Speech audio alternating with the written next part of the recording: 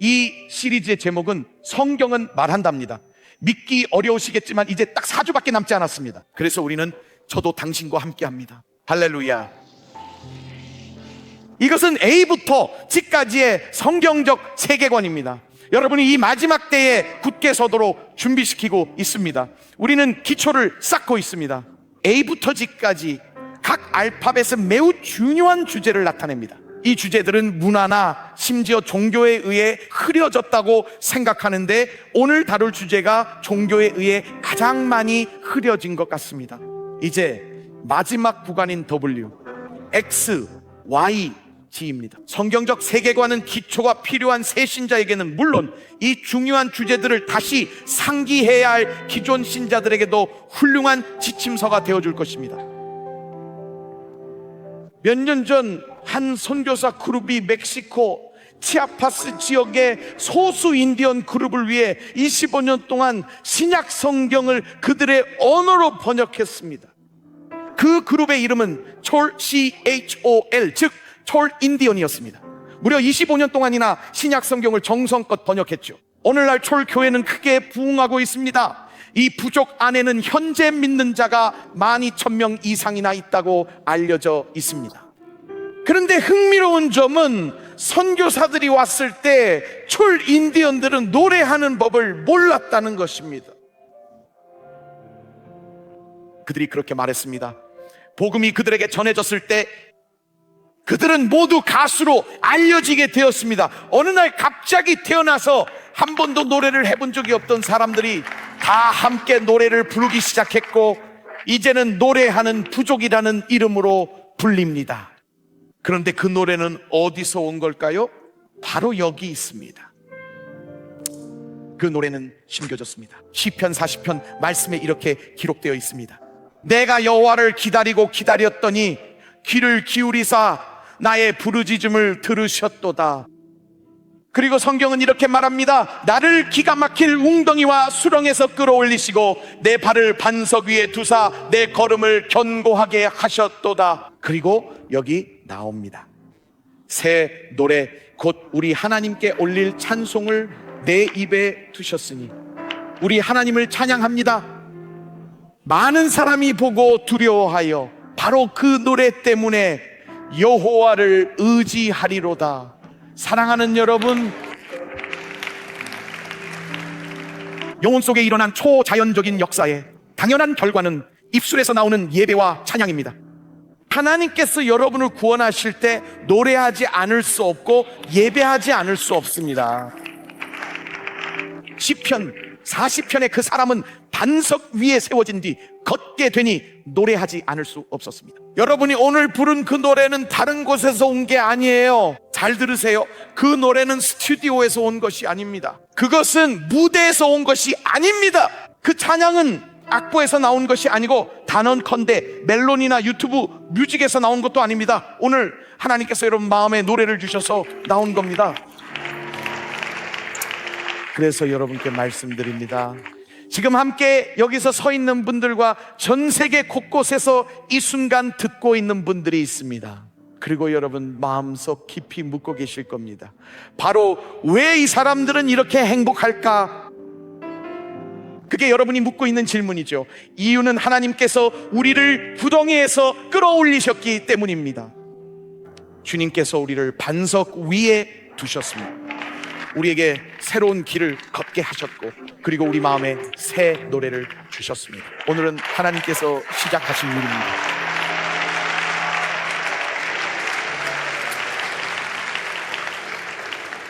그래서 여러분께 이 이야기를 꼭 전하고 싶습니다. 이 기쁨은 세상이 준 것이 아니고 세상이 빼앗아 갈 수도 없습니다. 바로 이 이야기를 여러분과 나누고 싶습니다. 자, 이제 바로 시작할게요. W는 예배입니다. W는 오늘날 교회 예배를 회복하는 것입니다. 만약 여러분이 하나님께 구원받았다면 지금이야말로 예배드릴 좋은 순간입니다. 만약 여러분이 반석 위에 서 있다면 지금이 예배입니다. 하나님과 동행해 왔다면 지금 이 순간 그분을 찬양하고 주님께서 행하신 모든 일에 감사할 시간입니다. 할렐루야! 오 하나님, 주께서 행하시는 모든 일에 감사드립니다. 지금 이 순간에도 노르웨이, 오스트리아, 이탈리아, 바베이도스, 트리니다드, 케냐, 시에라리온에서 오 주 하나님, 브라질, 콜롬비아에서 부르짖는 이들을 위해, 그리고 지금 핀란드에서 예배를 드리기 시작하는 이들을 위해 우리는 외칩니다. 할렐루야. 주께서 우리를 깊은 구덩이에서 건져내셨습니다.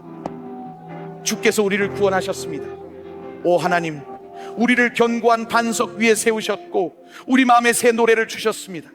그러니 하나님, 오늘날 현대 교회가 흐릿하게 만들어버린 그 단어 예배를 회복하는 이 시간에 성경이 말씀하는 진정한 예배가 무엇인지 우리가 분명히 깨달아 알 수 있도록 도와주옵소서. 우리가 보는 것이 아니라 오늘 성경이 예배에 대해 무엇이라 하는지 보게 하소서. 하나님, 오셔서 도와주소서. 오셔서 도와주소서. 감사합니다. 저는 이곳에서 새 노래가 들립니다. 그 노래들이 이곳에 심겨졌습니다. 남녀, 청년, 그리고 다음 세대가 불었습니다. 왜 이 사람들은 행복한가요? 하나님, 그들이 이제 곧 알게 될 겁니다. 예수님 이름으로 주님을 찬양하고 감사합니다. 모두 함께 아멘 했습니다. 축복합니다. 앉으셔도 좋습니다. 찬양팀 감사해요. 정말 감사합니다.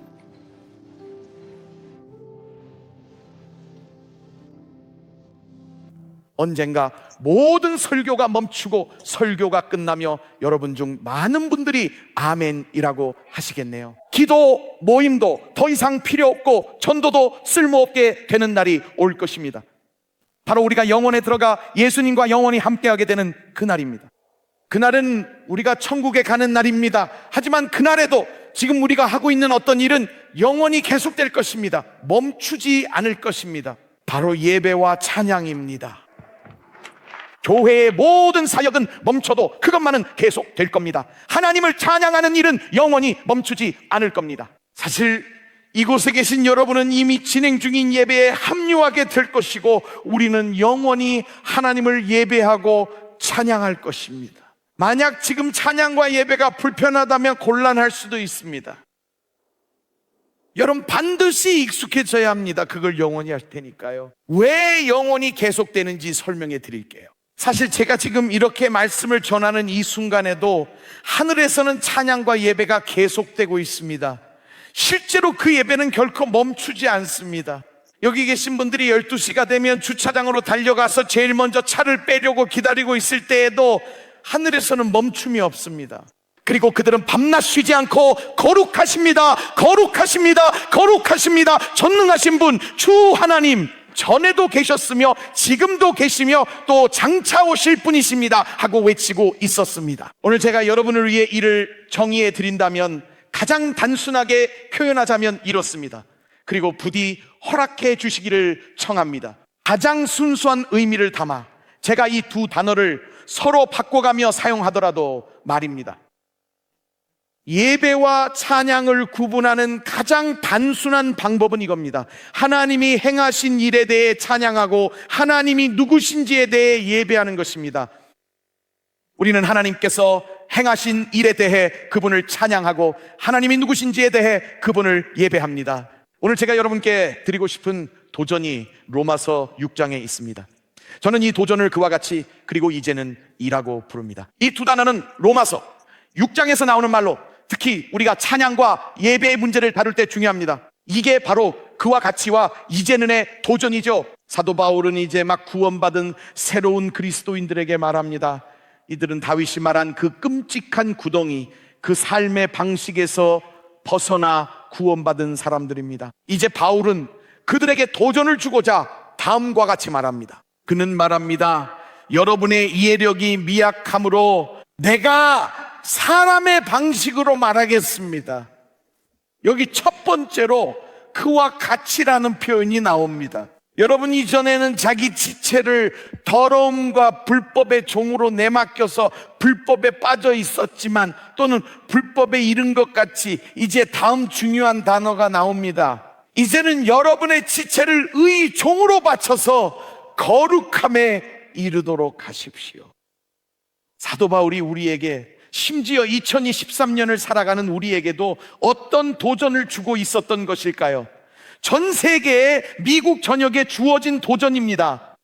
바로 이것이 그가 여러분에게 전달하고자 했던 핵심적인 의미입니다. 마치 여러분이 예전에 세상의 즐거움에 푹 빠져 있었던 것처럼 말이죠. 클럽에서나 NFL이나 대학 미식축구 주말 경기에 열광했던 것 같이 몸에 뭔가를 칠하고 배의 U자 같은 알파벳을 칠하고 관중석에 앉아 열정적으로 응원하고 있었던 것 같이 말입니다. 여러분이 바로 그 자리에 앉아서 여러분들의 대학을 자랑하려고 열심히 애쓰던 그 모습같이 그는 진심을 담아 이렇게 말합니다.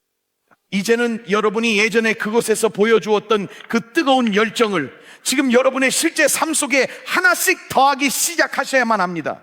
자, 제 말은 예수님이라는 글자를 칠하라는 뜻이 아닙니다. 제가 말씀드리고 싶은 건 바로 그와 똑같은 열정과 함성 말입니다. 자, 제가 좀 도와드리겠습니다.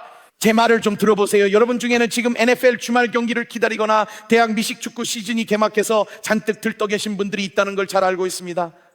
양키스와 매치가 탈락해 속상해하고 계실 겁니다. 하지만 확실히 짚고 넘어갑시다. 지금 이곳 뉴욕에서는 모두가 세상에 뉴욕 제치의 새로운 쿼터백이 왔어라며 들떠 있어요. 여러분, 제가 좀 도와드릴게요. 오늘 제가 여러분을 도와드리겠습니다. 몸이 아프거나 인생에 도움이 필요하다면 이제 나옵니다. 오해하지 마세요. 예를 들어 에런 로저스가 여러분을 치유해 줄 수는 없어요. 에런 저지가 여러분의 월세를 내주지 않습니다.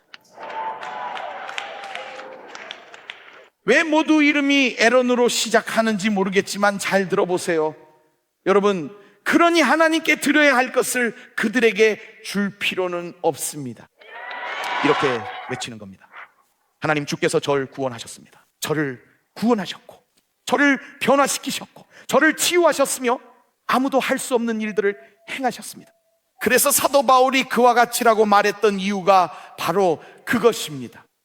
이제는 여러분의 예배를 오직 주님께만 모든 영광을 드리는 그 자리로 가져오길 원합니다. 좋습니다. 오늘 여러분 중 일부는 조금 불편해질 수도 있습니다. 만약 여러분의 월요일 예배가 일요일과 다르다면 어쩌면 여러분은 진정으로 예배하고 있었던 것이 아닐지도 모릅니다. 기독교 작가 A.W. 토저는 말했습니다. 일주일에 한 번 교회에 나가면 아무도 신경 쓰지 않지만 일주일 내내 하나님을 예배하면 사람들은 이상하게 여깁니다. 예배가 일요일에만 국한된다고 생각하기 때문이죠. 사람들은 월요일부터 목요일까지도 언제든 예배할 수 있다는 사실을 잊었습니다. 여러분, 찬양과 예배가 일주일 내내 다시 회복되길 바랍니다. 들어보세요. A.W. 토저의 말처럼 저는 오늘 세상 앞에 이상한 사람으로 남겠습니다. 저는 월요일에도 찬양하길 원합니다. 예배는 찬양 때나 밴드가 무대에 설 때가 아니라 우리가 그리스도께 집중할 때 일어납니다. 그래서 저는 4세기 신학자 어거스틴의 말을 좋아합니다. 그가 말하길 그리스도인은 머리부터 발끝까지 할렐루야여야 합니다. 여러분, 잠깐만 도와드리겠습니다. 찬양과 예배가 무엇일까요? 최대한 간단히 말씀드리겠습니다. 이것은 우리가 자리로 되돌아가기 위한 매뉴얼이기 때문입니다. 찬양과 예배가 무엇일까요? 잠시 도와드리겠습니다. 단순히 말씀드렸듯이 예배란 하나님의 성품을 찬양하는 것입니다. 찬양은 하나님이 행하신 일에 감사하는 겁니다. 제가 배운 걸 간단히 말해볼게요. 예배와 찬양은 하나님께 칭찬을 소리내어 표현하는 것이라 믿습니다. 그분이 행하신 일과 그분 자체에 감사드리는 것이죠. 하나님께 완전히 몰입해 그분이 누구신지 무엇을 하셨는지 말할 수밖에 없는 상태가 바로 예배와 찬양입니다. 신디와 제가 금요일 밤마다 함께 시간을 보내려고 할 때 저희 아이들은 투원투에 가서 금요일 밤 프로그램에 참여하곤 합니다. 그 시간은 저희 부부가 함께 외출해서 남편과 아내로서 오롯이 함께하는 시간입니다. 저희는 식당에 가거나 아니면 그냥 함께 무언가를 하려고 노력하죠. 그리고 흥미로운 점은 저희가 대화를 나누다가 가끔 옆을 힐끗 바라보는 순간입니다. 물론 다른 테이블을 쳐다보면 안 된다는 걸 알지만 그래도 슬쩍 바라보게 되죠. 그러면 남편과 아내가 서로 아무 말도 하지 않고 있는 모습을 보게 됩니다. 서로를 바라만 보고 있으면 저는 이렇게 생각합니다. 저 관계에 뭔가 문제가 있구나. 왜냐하면 관계가 좋을 때는 대화가 오가고 사람들이 말을 나누기 마련이거든요. 여러분, 하나님과의 관계가 좋을 때도 마찬가지입니다. 정말 말씀드리지만 그냥 이렇게 말하고 싶어집니다. 하나님, 주님은 참 좋으십니다. 뭔가가 일어나고 있어요. 주님 사랑해요. 주님의 존재 자체에 감사해요. 교회에 계신 여러분 꼭 들어주세요. 우리가 주의해야 할 점은 요약 노트에만 의존하는 신앙생활입니다. 즉, 여러분이 하나님께 드리는 말이 화면에 띄어진 내용만을 읽는 게 전부라고 한다면 그건 분명히 문제입니다. 여러분의 마음에서 우러나와야 합니다. 요약 노트만 보고 화면에 띄어진 내용을 읽기만 하면 안 됩니다. 여러분, 제가 매일 아침 신디에게 할 말을 적어두고 읽는다고 생각해 보세요. 좋은 아침이에요. 신디, 오늘도 당신을 보니 정말 기쁘네요. 와, 정말 예쁘네요. 이렇게 이른 아침 시간인데도 말이죠. 이게 대체 무엇인가요? 이건 어디까지나 요약 노트일 뿐입니다. 마음과 영혼에서 우러나와야 합니다. 찬양의 어휘를 갖추는 것입니다. 여러분, 우리가 노래를 불렀다고 해서 예배한 것은 아닙니다. 화면에 나온 말을 그저 따라 했다고 해서 우리가 진정으로 기도한 것도 아닙니다. 보세요, 그런 건 없으니까요. 하나님 찬양에 우리의 방식은 없으며 오직 하나님의 방식뿐입니다. 찬양은 선포되어야 하고 소리내어 고백하기 전까지는 진정한 찬양이 아닙니다. 여러분, 잘 들으세요. 그렇게 할 수 없어요. 입을 다문 채로는 찬양할 수 없습니다. 입을 다물고 잘 수도 있고 묵상할 수도 있지만 그냥 가만히 서 있는 것만으로는 하나님을 찬양할 수 없습니다. 이 점을 꼭 이해해 주시기 바랍니다.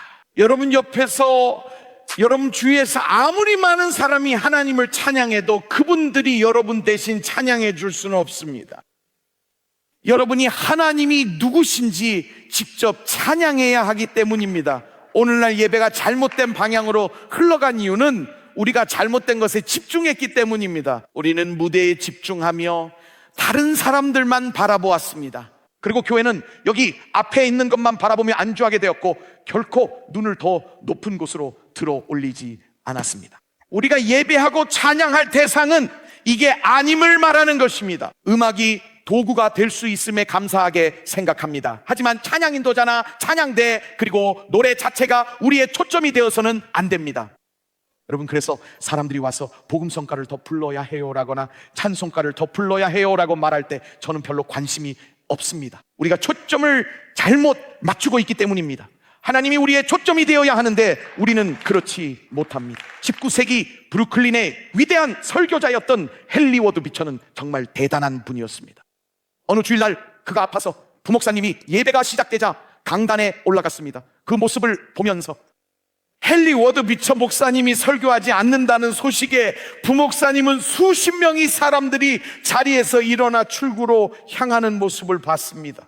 그러자 그 대리 설교자는 말했습니다.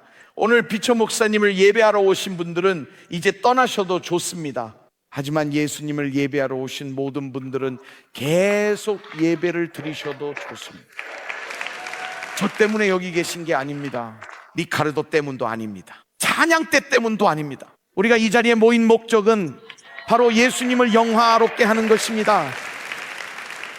종교 설문조사 전문가인 조지 바나의 최근 조사에 따르면 매주 교회에 가는 수백만 명의 미국인들이 하나님을 예배하기 위해서가 아니라 기분 좋은 경험과 자기 만족을 위해 교회를 찾는다고 합니다. 하지만 우리의 목적은 오직 하나님을 영화롭게 하는 것이어야 하며 그것이 오늘 우리가 여기 모인 이유입니다.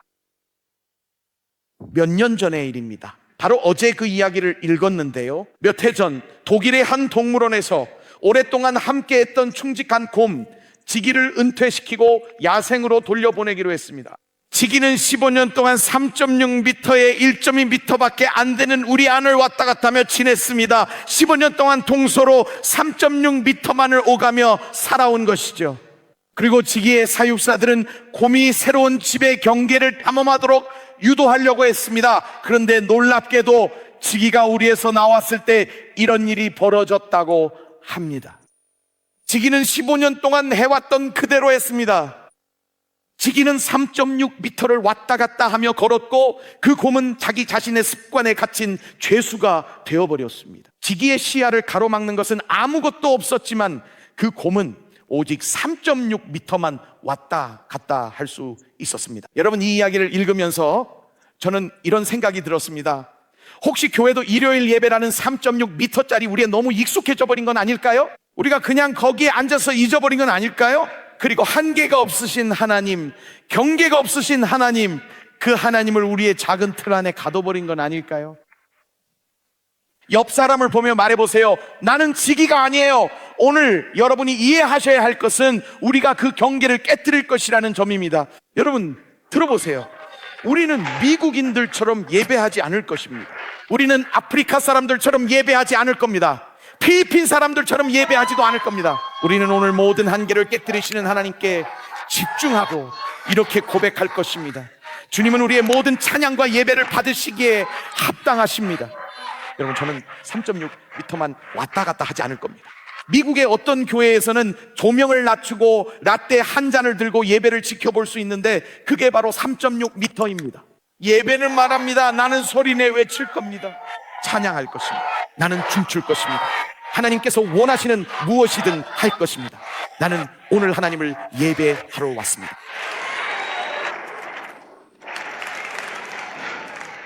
벌써 좀 피곤하네요. 그러니 오늘은 그 3.6m의 장벽을 깨봅시다. 하나님이 어떤 분이시며 또 행하신 일들을 기억하며 예배합시다. 자, 나아갈 준비를 하며 기억해야 할 두 가지가 있습니다. 저는 그냥 떠나고 싶지 않고 여러분께 이 두 가지를 꼭 전하고 싶습니다. 하나님께서 여러분을 구덩이에서 건져내시고 견고한 반석 위에 세우셨을 때 여러분 안에 심어주신 그 노래에 관해 두 가지를 기억하셨으면 합니다. 하나님께서 여러분 안에 넣어주신 그 노래의 근원과 능력에 대해 말씀드리고 싶어요. 저는 찬양과 예배를 성경이 말한 본래 자리로 다시 돌려놓고 싶기 때문입니다. 정말 지긋지긋해요. 이런 말을 하면 안 된다는 건 알지만 이젠 상관없어요. 더 이상 신경 안 써요. 여러분, 어떻게 찬양과 예배가 우리가 하나님을 예배하는 것이 우주를 창조하신 하나님을 예배하고 있는데 우리 모두가 똑같아 보일 수 있는 거죠. 어느 교회를 가봐도 다 똑같아요. 마치 우리가 어딘가에 갇혀버린 듯한 기분이 듭니다. 주변의 교회를 보세요. 3.6m 교회들이 모두 똑같은 것을 하고 있습니다. 우리가 물러서서 우주를 창조하신 하나님 오셔서 행하소서라고 말하기보다 하나님을 18분으로 제한합니다. 사람들이 1시간 넘는 예배를 원치 않기 때문입니다. 여기서 1시간만 예배하러 오셨다면 교회를 잘못 오신 겁니다. 솔직히 말씀드리는 겁니다. 우리는 찬양과 예배를 성경이 말씀하는 본래의 자리로 돌려놓아야 합니다. 오늘 두 가지를 나누겠습니다. 첫째는 예배의 근원 회복, 둘째는 예배의 무기 기억입니다. 예배의 근원을 회복하며 예배의 능력과 무기를 기억합시다. 좋습니다. 첫 번째입니다. 두 가지 포인트가 있지만 사실 꽤 길어요. 첫 번째, 예배의 근원을 회복하는 것입니다. 시편 22편을 볼게요. 이걸 적어두세요. 예수님이 더 이상 놀라우신 분이 아니게 되면 사람들은 영악해지기 시작합니다. 이 말을 잠시 화면에 띄워두세요. 전 세계에서 이 방송을 보고 있는 모든 리더 여러분, 이 말을 꼭 들으세요. 예수님이 더 이상 놀랍지 않으면 사람들이 영악해지기 시작합니다. 온갖 속임수를 만들게 됩니다. 그래서 21세기의 교회는 예수님이 그분의 본래 모습대로 높임을 받지 못할 때 우리는 온갖 연기와 다른 것들을 만들어내야만 하는 겁니다. 그래서 사람들은 그 매혹적인 속임수에 쉽게 끌리게 됩니다. 시편 22편에서 시편 기자가 들려주는 예배의 근원을 들어보세요. 다윗이 이렇게 말합니다. 큰 회중 가운데에서 나의 찬송은 주께로부터 온 것이니. 여러분 보셨습니까? 주님께로부터입니다. 이 말은 곧 교회가 시편 22편에서 말씀하시는 주님이 과연 누구신지 다시금 온전하게 회복해야만 한다는 뜻입니다. 우리의 모든 찬양이 바로 그분에게서부터 온다는 사실을 깊이 깨달아야 합니다. 이것은 스타일이나 방식에서 오는 것이 결코 아니라 오직 주님께로부터만 오는 것입니다. 만약 찬양이 주님께로부터 온다면 그분을 찬양할 충분하고도 넘치는 이유가 있습니다. 진정한 찬양이 사라진 이유는 시편 22편에 주님이 다른 것들로 대체되었기 때문입니다. 우리는 어쩌다 보니 시편 22편의 주님만으로는 주일 예배에서 사람들을 진정으로 경외하게 만들기에 충분하지 못할 것이라고 생각하는 경향이 생기게 되었습니다. 예배 시간이 18분으로 줄었습니다. 주님을 잘못 이해한 탓입니다. 잘못된 주님을 두고 있다면 그냥 찬양 몇 곡 부르고 빨리 끝내야 합니다. 하지만 하나님을 주님으로 온전히 경험하고 그분께 사로잡히고 감동받는다면 어느 순간 이렇게 말할 수밖에 없습니다. 이제 예배를 멈춰야 해요. 우리는 멈춰야 해요. 설교나 다른 순서로 넘어가야 하기 때문입니다. 만약 예배의 대상이 잘못되어 있다면 오늘날 교회에서 그저 찬양 두 곡만 부르게 됩니다. 여러분, 저는 사람들이 예배하는 방법은 안다고 믿습니다. 다만 누구를 예배해야 하는지 모를 뿐이죠. 그 대상이 왜곡될 때 우리는 모든 것을 망쳐버리게 됩니다. 그래서 리카르도가 여기서 인도하며 부른 찬양을 정말 좋아합니다. 가사는 간단합니다. 예배의 본질로 돌아갑니다. 그리고 이 모든 것은 누구에 관한 것입니까? 주님, 당신에 관한 것입니다. 그리고 정의했죠. 예수님이라고요? 하나님이 찬양의 근원이 되면 우리는 예배의 본질로 돌아온 겁니다. 팀 목사님, 왜 중요할까요? 찬양은 자신이나 교회, 음악, 감정에 달린 게 아니기 때문입니다. 우리의 하루가 찬양을 결정하지도 않습니다.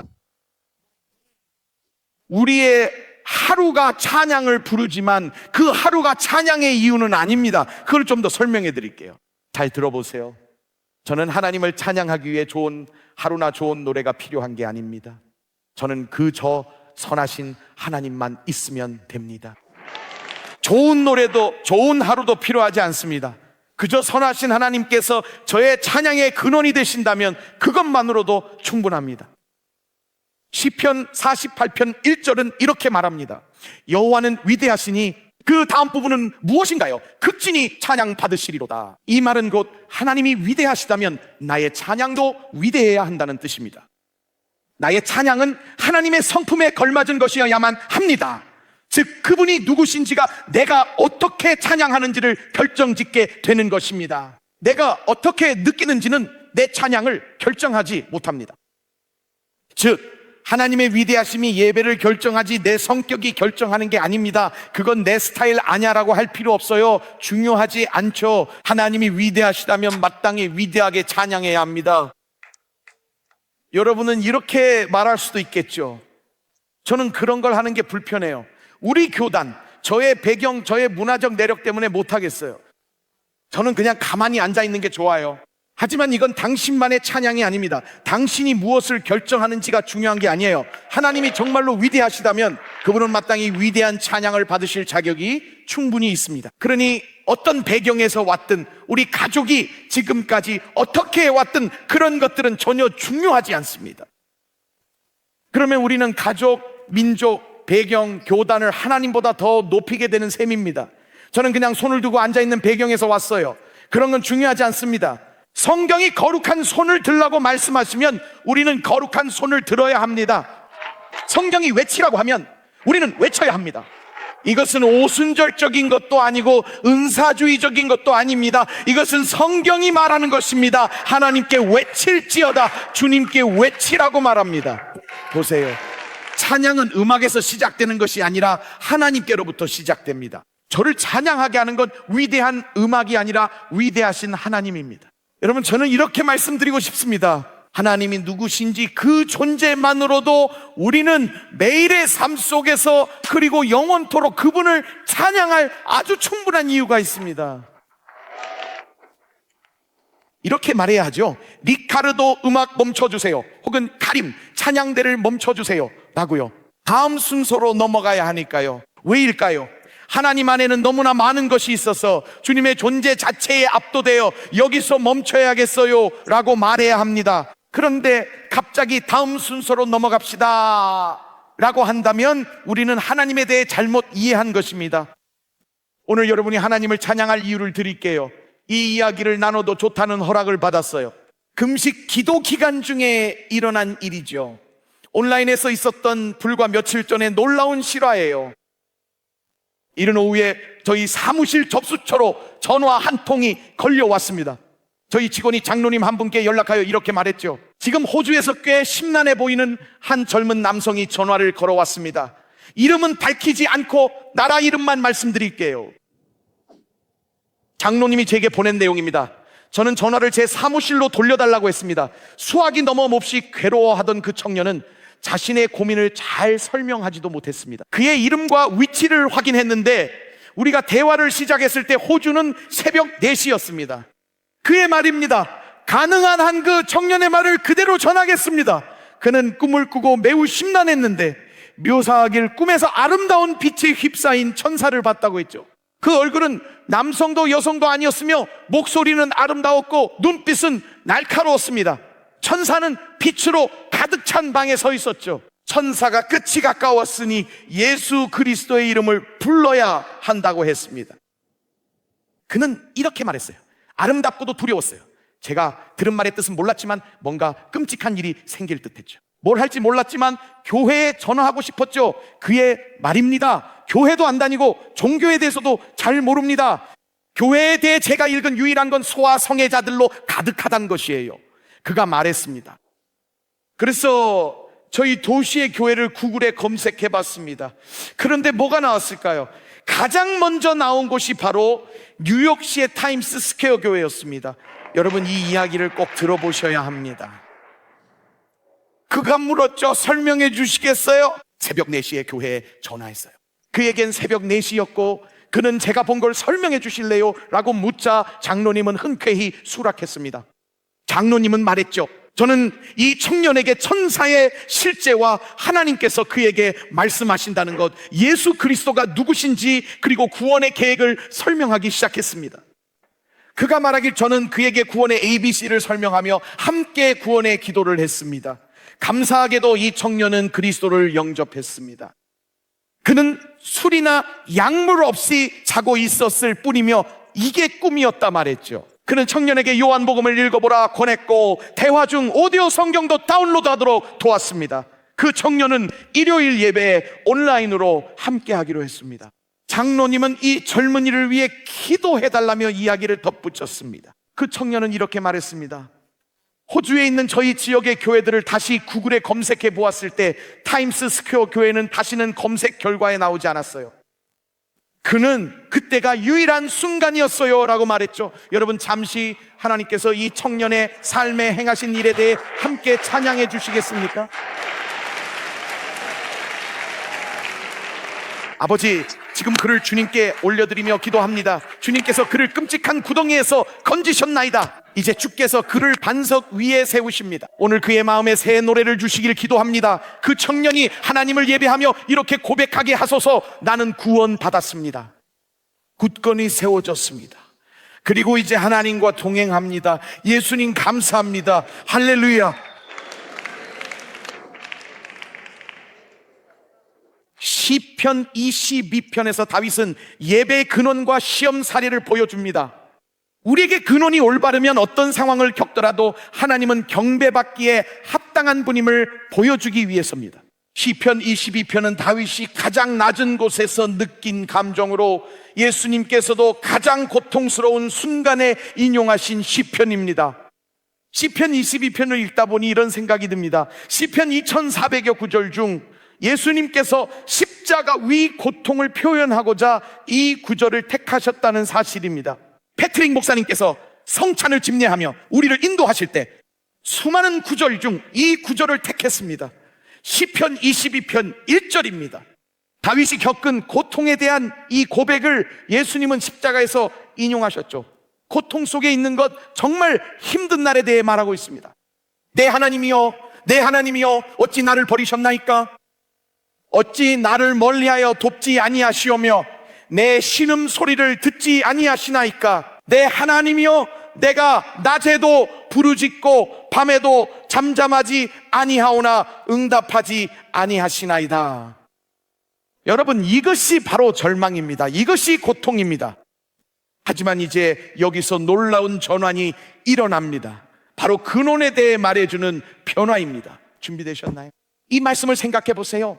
1절과 2절입니다. 내 하나님이여, 내 하나님이여, 어찌 나를 버리셨나이까? 어찌 나를 멀리하여 돕지 아니하시오며 내 신음소리를 듣지 아니하시나이까. 내 하나님이여, 내가 낮에도 부르짖고 밤에도 잠잠하지 아니하오나 응답하지 아니하시나이다. 이제 곧 3절이 나옵니다. 이스라엘의 찬송 중에 계시는 주여 주는 거룩하시니이다. 여러분, 다윗이 지금 무슨 말을 했는지 보이십니까? 여러분, 이 말씀을 잘 들어보세요. 그런 말하죠. 하지만 접속사입니다. 하지만 주는 거룩하시니이다. 이런 접속사들이 정말 제 눈에 확 들어오더라고요. 왜냐하면 다윗은 상황과 상관없이 하나님이 누구신지를 계속해서 선포하고 있었기 때문입니다. 어떤 상황이든지요, 그는 주님의 음성이 안 들리고 대답도 없으신 것 같다고 합니다. 하지만 주님은 거룩하십니다. 하지만 주님은 변치 않으십니다. 다른 말로는 이렇습니다. 하지만은 내 주변에서 어떠한 일들이 일어나고 세상의 모든 것이 변한다 해도 우리 주님은 언제나 변함없이 동일하십니다. 주님은 거룩하시고 위대하신 우리의 하나님이십니다. 나의 모든 상황이 변할지라도 신실하신 주님은 결코 변하지 않으십니다. 나의 삶과 세상 주변의 모든 환경이 변한다 해도 주님께서는 언제나 동일하십니다.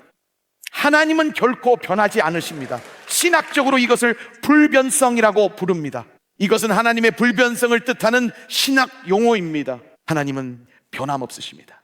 말라기 3장 6절, 나 여호와는 변하지 아니하나니, 즉 내 감정과는 무관하게 하나님은 거룩하시다는 뜻입니다. 하나님은 여전히 선하십니다. 이것이 그가 말하려던 핵심입니다.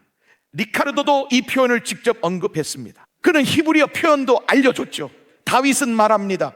만약 내가 주님을 찬양한다면 정말로 힘든 시기를 보낼 때, 교회에 있을 때가 아니라 나머지 6일의 삶 속에서 내가 진심으로 주님을 찬양할 수 있다면 다윗이 이렇게 말합니다. 다윗은 이렇게 말합니다. 하나님께서 바로 그러한 찬양들 가운데 거하신다고 말합니다. 즉, 내 인생이 바닥을 칠 때 간절히 올려드리는 찬양은 하나님께서 특별히 주목하시는 전혀 다른 차원의 찬양이라는 뜻입니다. 자, 이 내용을 다시 한번 말씀드릴게요. 왜냐하면 이쪽 분들은 이해한 것 같은데 저쪽 분들은 아직도 저를 멀뚱히 바라보고 계시거든요. 여러분의 인생이 바닥을 치는 것처럼 느껴지는 바로 그 힘든 순간에 올려드리는 찬양은 하나님께서 더욱 특별하게 주목하시는 또 다른 차원의 깊은 찬양입니다. 하나님께서 이스라엘의 찬송 중에 계신다고 말씀하십니다. 여러분의 찬송 중에 하나님께서 계십니다. 여러분이 그런 상황 속에서 찬양할 때 하나님께서는 단순히 나타나실 뿐만 아니라 이런 일상적인 표현을 용서해 주신다면 하나님께서 여러분과 함께 어울리겠다고 말씀하십니다. 그게 바로 리카르도가 말했던 내용입니다. 리카르도가 쿠션을 찾아 앉는다고 말했을 때 그 히브리어 단어를 의역해서 설명한 것이었습니다. 실제로 그 의미는 리카르도가 맞았습니다. 그 단어는 앉다, 기대다, 심지어 편안히 쉬다라는 뜻입니다. 하나님께서 우리에게 말씀하고 계십니다. 여러분이 가장 힘들고 어려운 순간에 찬양하는 모습을 보면 하나님께서는 내가 앉아서 지켜봐야겠다, 정말 뭔가 특별한 일이 일어나고 있구나라고 말씀하십니다. 그들은 자신들의 하루나 좋은 기분에서 나온 것이 아닌 다른 근원을 찾은 것입니다. 그것은 그들이 주님 안에서 자신들에게 무언가를 해준 근원을 찾았다는 뜻입니다. 여러분이 힘든 시기에 진심으로 찬양할 때 하나님께서는 가까이 다가오시어 그 모든 상황 한가운데 오랫동안 머무르십니다. 자, 이제 나옵니다. 준비하세요. 지금 여러분을 깜짝 놀라게 해드릴게요. 지금 힘든 시기를 보내고 계신 분 몇 분이나 계신가요? 손을 들어보세요. 높이 드세요. 더 높이요. 비결은 이겁니다. 다른 손도 들고 고백하세요. 하나님, 주님께서는 주의 백성의 찬양 가운데 거하십니다. 지금 이 순간에도 주님을 찬양할 수 있다면 주님이 하시는 일에 감사드릴 수 있습니다. 누군가 말했듯이 우리가 비어있을 때 찬양하면 주님께서 충만히 임재하십니다. 그때야말로 주님께서 내려오셔서 백성의 찬양 속에 거하실 공간이 생기기 때문이죠. 여러분, 저는 믿습니다. 이렇게 말씀드리고 싶습니다. 그래서 저는 왠지 모르게 믿습니다. 제 생각입니다. 저의 개인적인 생각입니다. 하나님께서는 천사들이 하늘에서 부르는 노래보다 성도들이 이 땅에서 부르는 노래를 더욱 귀하게 여기신다고 저는 믿습니다. 제 생각입니다. 제 생각이며 성경적 근거는 없지만 이 점은 꼭 말씀드리고 싶습니다. 왜일까요? 그 노래들은 다르기 때문입니다. 천사들은 하나님을 있는 그대로 보고 그분을 찬양하는 노래를 부릅니다. 하지만 갑자기 몸이 암으로 가득 찬 성도가 있습니다. 혹은 편두통에 시달리는 성도가 있습니다. 혹은 여러분이 허리 통증을 안고 예배에 앉아 있습니다. 무너질 듯한 고통 속에서도 구원받은 자들은 손을 들어 예배하며, 하지만 주님은 거룩하시다고 고백합니다. 하지만 주님은 선하십니다. 하지만 주님은 보좌에 앉아 계십니다. 어떤 천사도 자기 몸에 암이 있으면서 노래를 부를 수 없습니다. 전국의 천사들은 구원받지 못한 배우자와 사는 고통을 모릅니다. 고용 불안을 느끼는 천사도 없고, 천사에겐 방탕한 아들이나 딸도 없습니다. 하지만 여러분이 오늘 이 자리에 앉아 이렇게 말할 수 있습니다. 하나님, 저는 지금 지옥 같은 시간을 지나고 있고 힘든 시기를 보내고 있지만 그래도 이 다른 손을 들어 올립니다. 이렇게 말하는 것입니다. 하나님, 당신의 백성이 고난 속에서도 찬양할 때 그 찬양 가운데 거하십니다. 여러분은 이제 진정한 근원을 찾은 겁니다. 하나님을 찾으셨습니다. 새로운 예배를 발견하셨습니다. 이 모든 것이 필요한 게 아닙니다. 오늘 여러분에게 필요한 것은 오직 하나님뿐이죠. 할렐루야. 와, 우리가 예배의 근원을 제대로 붙잡으면 이제 여러분은 단순한 가사가 아니라 싸울 수 있는 말씀을 갖춘 겁니다. 이제 마무리하겠습니다. 속보입니다. 오늘 마무리가 조금 길어질 예정입니다.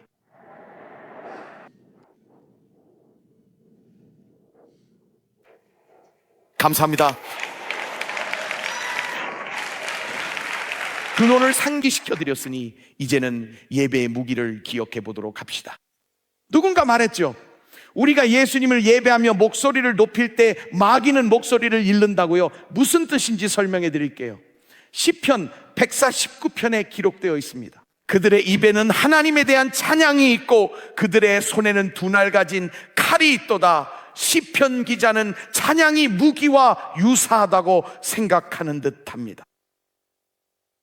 왠지 모르게 무기와 칼 그리고 찬양은 전투를 위한 도구처럼 여겨집니다. 여러분께 우리가 하나님을 찬양하기 시작할 때 무슨 일이 일어나는지 다시 상기시켜 드리고자 합니다. 몇 년 전이었습니다. 저는 이런 일을 피하려 하지만 가끔은 어쩔 수 없이 그럴 때가 있습니다. 저는 중서부 도시에서 혼자 출장 중이었어요. 그땐 신디도 아이들도 스태프 중 누구도 저와 함께 가지 않았습니다. 그리고 원수가 무언가 시도하려 했던 것 같습니다. 저는 뭔가 지옥에서 온 계략이 있었다고 생각합니다. 왜냐하면 제가 설교를 마친 후 그 교회에 있었는데 그곳을 잘 알고 존경하는 곳이지만 그 순간에는 저와 함께 있는 사람이 아무도 없었습니다. 그리고 한 여성이 앞으로 나오는 것을 봤는데 그때 저는 누구의 도움도 받을 수 없었습니다.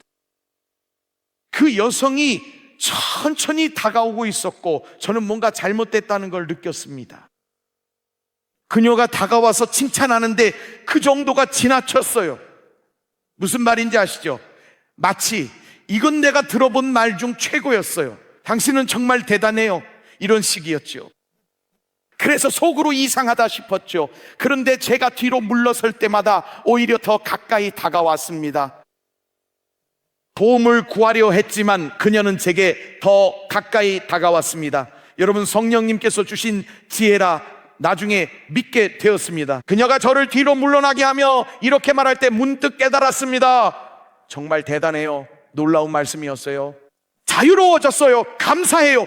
그녀의 말에 문득 제 아내 신디 얘기를 해야겠다는 생각이 들었죠. 그래서 저는 제 아내가 여기 있었으면 좋겠어요. 정말 아름다운 사람이거든요 라고 말했습니다. 그리고 제가 신디에 대해 이야기하기 시작하자 그녀는 갑자기 뒤로 물러나기 시작했습니다. 속으로 성령님 감사합니다라고 했더니 갑자기 이런 생각이 났어요. 제 아내가 있었다면 당신을 위해 기도해 드렸을 텐데 말이죠. 제 아내는 정말 멋진 사람입니다. 제 아내는 하나님의 여인이에요. 제 아내는 기도의 용사입니다. 갑자기 그 여성이 건물에서 도망치는 걸 보았습니다. 그때 저는 찬양과 경배가 무엇인지 깨닫기 시작했습니다. 저기 가까이 올 때마다 저는 예수님에 대해 이야기하기 시작합니다. 그럴 때마다 외칩니다. 하나님은 선하시고 위대하시고 나를 구원하셨습니다. 나의 삶 속에서 놀라운 일들을 행하십니다. 그리고 저는 갑자기 제 입술에 담긴 하나님에 대한 찬양이 제 손에 있는 두 날 가진 칼이라는 사실을 문득 깨달았습니다. 할렐루야. 그래서 하나님의 목적, 즉 찬양의 목적은 하나님께서 진정으로 영광을 받으시고 성도들이 더욱 강해지며 마귀가 두려움에 떨며 물러가게 하는 데 있는 것이라 할 수 있습니다.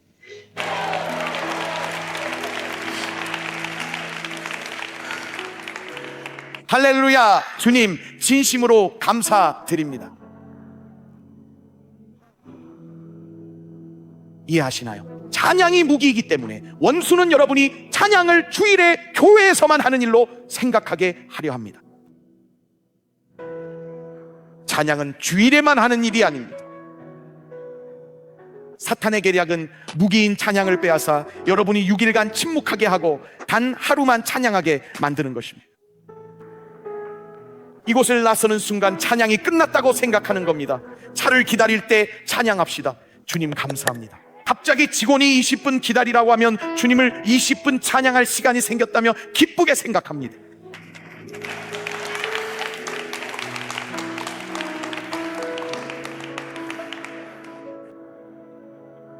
내가 모든 순간에 여호와를 송축할 것이며 그분을 향한 찬양이 내 입에서 끊이지 않게 하리라. 여러분, 몇 년 전 한 목사님이 죽어있는 교회에 정말 놀라운 일을 하셨습니다. 그분은 성도들이 찬양하도록 만들 수가 없었어요. 그러던 어느 주일 사람들이 교회에 왔습니다. 그리고 그는 아주 커다란 바위 하나를 가져다가 강단 한가운데에 놓았습니다. 100여 명이나 되는 많은 사람들이 예배 내내 그곳에 앉아 있을 때 그 목사님은 그 바위에다가 이런 글귀를 썼습니다. 만약 당신이 하지 않는다면 내가 하겠다라고 말이죠. 여러분, 그 말이 어디서 나온 건지 아시나요? 바로 예수님의 말씀입니다. 이들이 잠잠하면 돌들이 대신 소리쳐 찬양할 것이다. 여기에는 바위가 없습니다. 오늘 우리는 주님을 찬양할 것입니다. 오늘 주님을 높입니다. 여긴 돌이 없고 우리는 기도할 겁니다. 아시겠죠? 잘 들으세요. 도전적으로 들리겠지만 여러분은 찬양하지 않음이 뭔지 아십니까? 방금 만든 단어입니다. 찬양하지 않으면 구원받지 못한 자들의 특징입니다. 그저 앉아만 계시면 그건 구원받지 못한 자들의 특징이죠. 잘 들어보세요. 화면에 나오는 로마서 1장을 보세요. 사람들은 하나님을 알면서도 하나님께 영광을 돌리지도 않았고 하나님께 감사하지도 않았습니다. 오히려 사람들은 헛된 것을 생각했으며 그들의 어리석은 마음은 어둠으로 가득 찼습니다. 찬양하지 않으면 바로 구원받지 못한 자들의 태도이자 특징입니다. 여러분이 하나님의 임재 안에 앉아 있으면서도 그분으로 인해 압도되지 않는다면 그것은 우리가 주님이 누구신지를 잃어버렸다는 뜻입니다. 그분께 향했던 초점을 잃었습니다. 하나님이 주신 새 노래가 있을 때 임재 안에 머물면서 침묵할 수는 없습니다. 우리가 했던 말을 기억하시나요? 잘 들어보세요. 제가 맨 처음에 말씀드렸던 것을 기억하세요? 새 노래 곧 우리 하나님께 올릴 찬송을 내 입에 두셨으니 많은 사람이 보고 두려워하여 여호와를 의지하리로다. 그게 어떻게 일어나죠, 팀 목사님? 예를 들어 볼게요. 바울과 실라는 방금 막 매를 맞았습니다. 사도행전 16장에서 그들은 빌립보 감옥에 있습니다. 이것은 시편 22편과 시편 149편이 모두 사도행전 16장에 녹아 있는 것입니다. 시편 22편 기억나시죠? 주님은 제 근원이세요. 내가 부르짖어도 주님은 응답하지 않으셨죠. 밤낮으로 부르짖었죠. 이스라엘의 찬송 중에 계시는 주여 주는 거룩하시니이다. 시편 149편에 따르면 그들의 입에는 하나님에 대한 찬양이 있고 그들의 손에는 두 날 가진 칼이 있도다. 사람들은 어떻게 그럴 수 있냐고 묻겠죠. 그 답은 이렇습니다. 바울과 실라가 감옥에 갇혔어요. 이게 바로 그겁니다. 이게 정말 마지막이에요. 여러분, 한밤중에 바울과 실라가 기도하고 무엇을 했나요? 하나님을 찬송하며 그리고 죄수들이 듣더라. 이에 갑자기 큰 지진이 나서 옥터가 움직이고 문이 곧 다 열리며 모든 사람의 메인 것이 다 벗어진지라. 잠시 그대로 두세요. 잠시 보세요. 전 그 세 가지가 참 좋습니다. 하나님이 임하실 때 바로 이런 일이 생기죠. 기초가 흔들립니다. 문이 열립니다. 그리고 쇠사슬이 다 풀립니다. 이걸 절대 놓치지 마세요. 예배하는 교회와 기도하는 교회가 있을 때 이런 일이 일어납니다. 기초가 흔들릴 것입니다. 정말입니다. 문이 열리기 시작하고 쇠사슬이 풀려나갑니다. 이걸 보세요. 간수가 자다가 깨어 옥문들이 열린 것을 보고 죄수들이 도망한 줄 생각하고 칼을 빼어 자결하려 하거늘. 그리고 이것이 정말 놀라운 일입니다.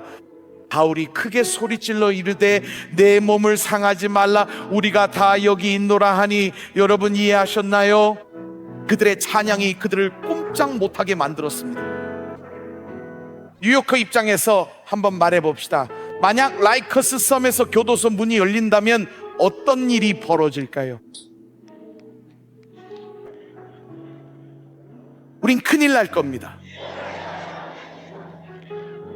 그 찬양이 갇힌 자들을 계속해서 단단히 붙잡아두고 있었습니다. 그들은 움직일 수 없었습니다. 그들은 이렇게 생각했죠. 이런 상황에서 어떻게 저렇게 찬양할 수 있지? 어떻게 저렇게 행동할 수 있지? 그리고 갑자기 바울이 말하길 첫 구절에 나오듯 죄수들이 듣고 있었습니다. 그리고 그 죄수들이 생각하기에 그건 바로 시편 40편이었습니다. 그게 바로 시편 40편이었죠. 많은 이들이 보고 들으며 주님을 의지하게 될 겁니다. 사도행전 16장에서 구원받은 사람은 간수와 그 가족만이 아니었다고 믿습니다. 그날 죄수들도 구원받았을 거예요. 갑자기 그 찬양이 하늘로 올라갔을 때 하나님께서 그걸 주목하셨기 때문입니다. 여러분께 꼭 말씀드리고 싶어요. 저는 하나님의 성회의 위대한 목회자 중 한 분과 대화하는 영광을 누렸습니다. 저는 한 세션을 맡았고 그분은 전체 집회를 인도하셨죠. 바로 찰스 블레이크 감독님께서 말씀하셨습니다. 그리고 이 구절에 대한 그의 통찰력은 정말로 독보적입니다. 찰스 블레이크 감독님은 이렇게 말씀해 주셨습니다. 이런 상황에서 진정으로 찬송을 부르기 시작할 때 그게 바로 하늘이 듣는 찬송입니다. 우리는 그것에 대해 이야기했습니다. 고난의 노래에 대해서입니다. 그들의 등에는 채찍 자국이 있었죠. 성경은 그들이 수많은 매를 맞았다고 말하나 어떻게든 그들은 찬양을 불렀습니다. 그리고 찰스 블레이크 감독님께서 말씀하셨죠. 바울과 실라는 감옥에 있었습니다. 그리고 그들이 노래를 힘차게 부르기 시작하자 블레이크 감독님은 그 노래가 대기권으로 올라갔다고 말씀하셨습니다. 그리고 감독님은 그 노래가 성층권까지 올라갔다고 하셨죠. 또 그 노래가 전리층까지 올라갔다고 하셨습니다. 저는 속으로 내 성경에는 그런 말씀이 보이지 않는데라고 생각했습니다. 감독님은 다른 성경 버전을 갖고 계신 듯 했죠. 그리고 감독님이 이렇게 말씀하셨어요. 하나님께서 하늘에서 듣고 계셨습니다. 요한계시록 4장 첫 번째 구절, 밤낮 쉬지 않고 거룩하다라고 찬양하는 그 장면을 기억하시죠? 그때 하나님께서 그룹과 스랍 천사들에게 멈춰라 라고 말씀하셨다고 합니다. 유럽에서 올라오는 노래소리가 들린다. 나는 마케도니아에서 올라오는 노래소리를 듣는다. 나는 감옥에서 들려오는 노래소리를 듣는다. 그리고 감독님이 이렇게 말씀하셨죠. 주님께서 천사들에게 멈추라고 하시고 그 노래를 들으셨다고요. 그리고 이렇게 말씀하셨죠. 하나님은 하늘에서 행복해 하셨습니다. 그리고 바울과 실라가 찬양할 때 하나님께서 발을 두드리시기 시작했다라고 하셨죠. 그런데 하나님께서 잊으신 게 있었으니 바로 이 땅이 하나님의 발판이라는 사실이었습니다. 그리고 갑자기 하나님께서 발을 두드리시는 그 순간 지진이 일어나기 시작했습니다. 기초가 흔들렸습니다. 문들이 열리기 시작했어요. 사슬들이 풀려 떨어지기 시작했습니다. 그리고 하나님께서 오셔서 기적을 행하시기 시작하셨습니다. 할렐루야. 저와 함께 일어서 주세요. 할렐루야. 오 할렐루야. 오 하나님 감사합니다.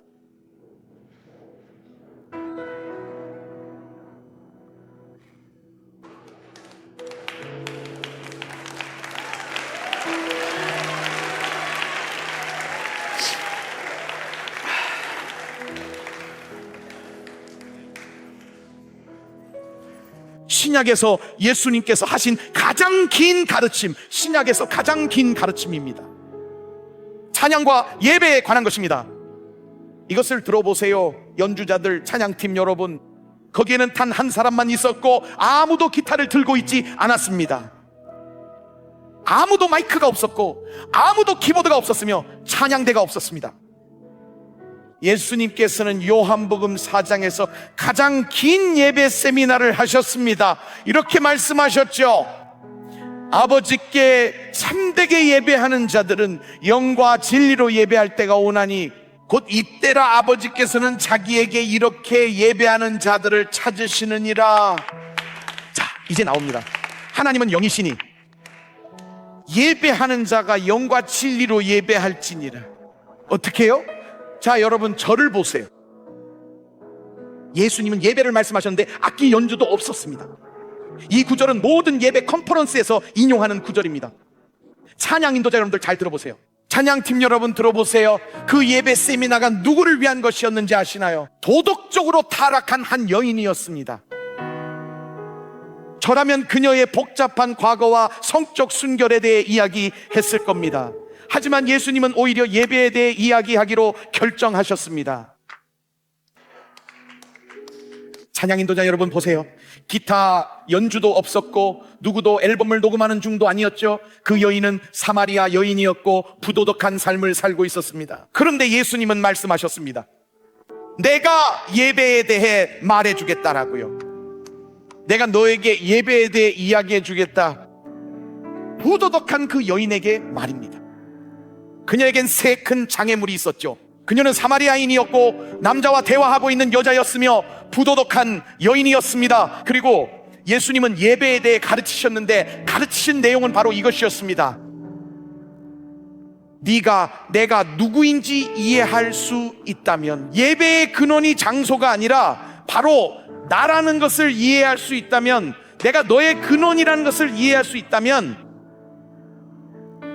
끔찍한 생각들과 싸울 때 어떻게 하나님이 날 사랑하실 수 있을까라는 의문이 들면, 하나님이 어떻게 날 돌보실 수 있겠어? 종교 공동체 전체가 날 내쫓았는데 말이지. 마치 예수님이 그녀를 보시며 네가 예배의 근원과 무기를 이해한다면이라고 말씀하시는 듯 했습니다.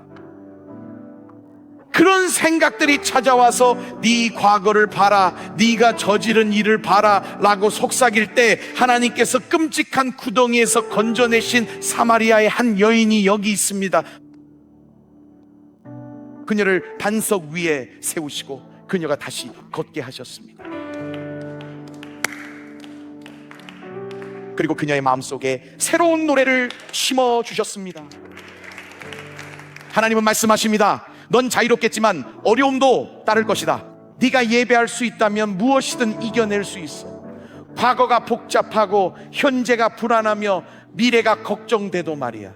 왜냐하면 곧 깨닫게 될 테니까. 하나님은 사랑이시고 하나님은 위대하시며 하나님은 신실하시다. 그리고 너는 반드시 이겨낼 수 있어. 그 인디언들처럼 그녀에게 새 노래를 주신 하나님께서 오늘 여러분께도 새 노래를 주실 수 있죠. 그러니 그리스도인 여러분,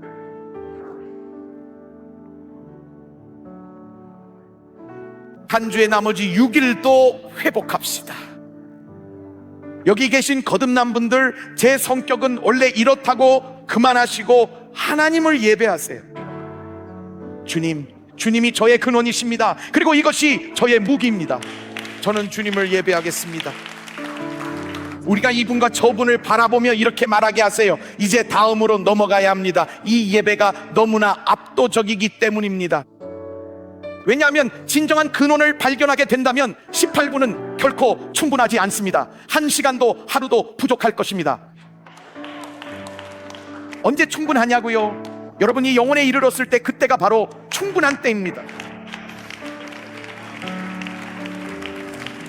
하지만 오늘 이 자리에 함께 하신 분들께 말씀드리고 싶습니다. 이렇게 느끼는 분들 말이죠. 나는 손들 수 없어. 나는 그분을 예배할 수 없어. 오늘 그분들께 말씀드릴게요.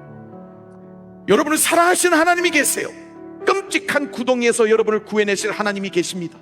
여러분을 붙들어 굳건한 반석 위에 세우실 하나님이십니다. 여러분을 다시 걷게 하시며 새 노래를 입에 두실 하나님이시죠. 여러분이 노래할 수 없던 이유는 그리스도께서 여러분 안에 계시지 않았기 때문입니다. 하지만 오늘 주님께서 여러분을 완전히 변화시켜 주실 것입니다. 전 세계에 계신 여러분, 이제 눈을 감고 고개를 숙여주세요. 기도로 마무리하겠습니다. 오늘 이 자리에 계신 여러분 중에서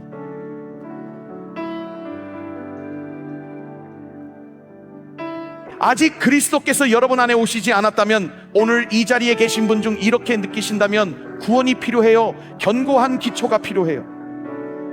그 노래가 필요해요. 오늘 여러분이 무엇을 하셨는지 아세요? 여러분은 사실 이 사람들을 보며 왜 저렇게 행복해 보이지, 왜 박수를 치지 라고 생각하셨을 겁니다. 그런데 오늘 제가 말씀드리고자 하는 것은 여러분에게도 그런 일이 생길 수 있다는 거죠. 우린 단지 구원받은 사람들이며 견고한 기초 위에 서서 우리 안에 새로운 노래가 있는 이들입니다. 오늘 여기 계신 여러분, 이렇게 생각하신다면 팀 목사님, 저도 오늘 하나님께서 저를 구원해 주셨으면 해요. 제 인생이 바뀌길 원해요. 하나님께서 제 삶에 오셔서 저를 변화시켜 주시길 원해요. 이 일은 지금 이 순간 바로 일어날 수 있습니다. 하나님께서 여러분 안에 들어오셔서 변화시켜 주실 수 있습니다. 이제 기도로 마무리하겠습니다. 이건 새 시작을 위한 기도입니다. 예수님은 이걸 거듭남이라 부르셨죠. 이 기도는 시편 40편처럼 수렁에서 끌어올리시고 내 발을 반석 위에 두시며 내 걸음을 견고하게 하며 기쁨을 주는 기도입니다. 이 기쁨은 세상이 줄 수도 없고 빼앗을 수도 없는 것입니다. 이제 모두 머리를 숙이고 눈을 감아 주십시오. 목사님, 저도 구원받아야 합니다. 하나님께서 제 안에 오셔서 저를 변화시켜 주세요 라고 말씀하시는 분이 있다면, 여러분을 어떤 건물이나 타임스스퀘어 교회 교인 혹은 종교로 초대하는 게 아닙니다. 여러분을 하나님과의 인격적인 관계로 초대하는 것입니다. 오늘 여러분이 구원받기를 초대합니다. 여러분 중에 이렇게 생각하시는 분이 있다면, 저는 구원받아야 합니다. 견고한 기초가 필요해요. 말씀하신 그 기쁨과 새 노래를 원합니다. 이렇게 생각하신다면, 팀 목사님, 저도 원합니다. 주저하지 마시고 손을 들어 기도 부탁드립니다 라고 해주세요. 손을 높이 들어주세요. 빨리 최대한 높이 손을 들어주세요. 모두 보이게 손을 계속 들고 계세요. 발코니랑 1층에서도 손을 드세요. 계속 드세요. 계속 손을 드세요. 오늘이 여러분의 날입니다. 모든 손이 보입니다. 오늘이 그날입니다. 저쪽 발코니에 계신 모든 분들, 손을 드신 모든 분들, 오늘 여러분께 부탁드리고 싶은 것이 있습니다. 이제 우리 안에 거듭남을 위해 함께 기도할 시간입니다. 저를 따라 기도해 주세요. 사랑하는 주 예수님, 저는 주님이 하나님의 아들이심을 진심으로 믿습니다. 저는 십자가에서 주님께서 저의 죄와 수치 그리고 죄책감을 짊어지시고 그것을 위해 죽으셨음을 믿습니다. 주님께서 저를 대신의 지옥을 마주하심으로 제가 그곳에 가지 않게 하셨습니다. 죽음에서 부활하셔서 저에게 천국에서의 거처와 이 땅에서의 목적 그리고 아버지 하나님과의 관계를 주셨습니다. 오늘 주 예수님, 저는 제 죄에서 돌이켜 거듭나기를 원합니다. 자, 이제 저와 함께 이 고백을 따라해 보세요. 하나님은 나의 아버지이시고 예수님은 나의 구원자이시며 성령님은 나를 돕는 분이시며 성경은 나의 길잡이입니다. 그리고 천국은 나의 집입니다. 예수님 이름으로 기도합니다. 우리 모두 함께 아멘이라고 외쳤습니다.